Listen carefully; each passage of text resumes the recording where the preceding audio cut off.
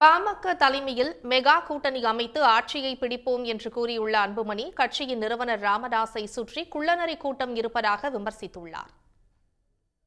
முதல் முறையாக ராமதாஸ் இன்றி பாமக பொதுக்குழு கூட்டம் அன்புமணி தலைமையில் மாமல்லபுரத்தில் நடைபெற்றது. பொதுக்குழுவுக்கு ராமதாசுக்கு அழைப்பு விடுக்கப்பட்டும் அவர் கலந்து கொள்ளவில்லை.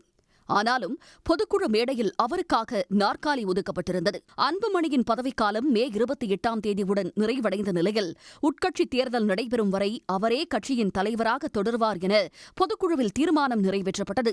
பின்னர் பேசிய அன்புமணி, ராமதாஸால் பாமகவை நிர்வகிக்கக்கூடிய சூழல் தற்போது இல்லை எனவும் சிலவற்றை தான் வெளிப்படையாக கூற முடியாது என்றும் தெரிவித்தார். இதுல என்ன பிரச்சனைனா பூஜாரி தான் பிரச்சனை.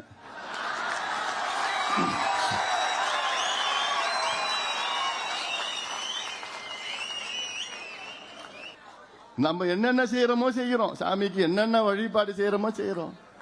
ஆனா அந்த பூஜாரி இடையில கொஞ்சம் தடை. இன்னைக்கு ஐயாவை சுத்தி இருக்கின்ற ஒரு சில சுயநலவாதிகள் என்னன்னு சொல்றதுன்னு தெரியல. இல்ல குள்ளநரி கூட்டமா? ராமதாசுடன் சுமூகமாக செல்ல பலரை வைத்து பேச்சுவார்த்தை நடத்தியதாக குறிப்பிட்ட அன்புமணி, ஆனால் ராமதாஸ் தன்னுடைய நிலைப்பாட்டை நாளுக்கு நாள் மாற்றி வருவதாக கூறினார். 2 பேரும் சேர்ந்து கையெழுத்து போடுவோம்னு சொன்னது ஒத்துக்கிட்டாரு. 10 நாளுக்கு 15 நாளுக்கு முன்னாடி ஒத்துக்கிட்டாரு. இப்ப நாளுக்கு கொஞ்சம் 5 நாள் 6 நாள் இல்ல நான் மட்டும் தான் போடுவேன். அது நான் என்னால நிச்சயமா ஒத்துக்க முடியாது.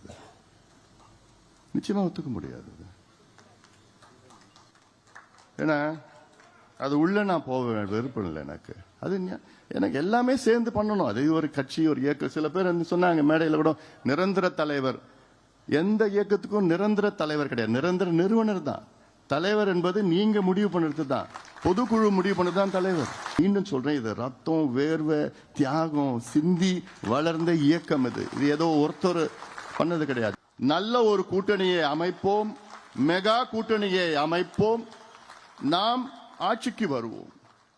அதில் இன்னும் ஒரு சில காலத்திலே அது நடைபெறும். பாமகவில் ராமதாசுக்கும் அவருடைய மகன் அன்புமணிக்கும் இடையே அதிகார மோதல் நிலவி வருகிறது. இதன் உச்சமாக கட்சியின் பொதுக்குழு கூட்டப்படும் என அன்புமணி அறிவித்திருந்த நிலையில் அதற்கு தடை கோரி ராமதாஸ் சென்னை உயர்நீதிமன்றத்தை நாடினார். இதில் அன்புமணி பொதுக்குழுவை கூட்ட தடை விதிக்க நீதிமன்றம் மறுத்துவிட்டது குறிப்பிடத்தக்கது. உடனுக்குடன் செய்திகளை தெரிந்து கொள்ள சன் நியூஸ் பெல் ஐகானை கிளிக் பண்ணுங்க.